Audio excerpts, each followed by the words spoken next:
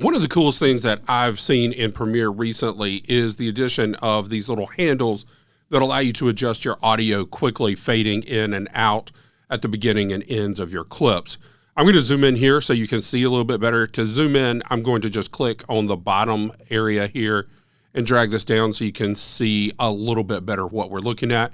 If I want to zoom in even further, I can click the handles down here and zoom so you'll be able to really see what it is that I'm doing. Now you can tell there's not really a lot of audio right here, but I just want it to kind of be smoother. I don't want it to just like abruptly start the sound. So that's what we have right here.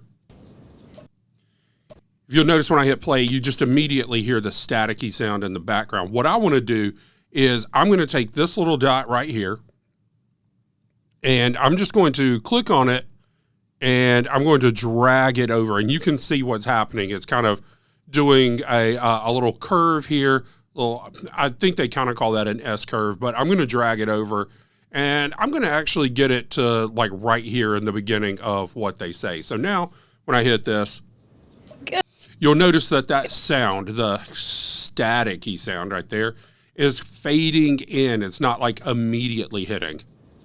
And this is just a really cool thing. You're going to have this at the beginning and the end of your audio clips so that you will be able to drag that up and down. Again, it's just little touches that make a difference. This is a little over 1 second long. So you can see like right here where I am, it's a minute or 1 second and 3 frames. Honestly, it can be less than that and it can make a big difference. Sometimes just a matter of a few frames can make a difference when it comes to your video. So just wanted to show y'all that. It's a really useful thing, a newer thing. Some editing applications have had that for a while. Don't know why Adobe took so long, but you're welcome.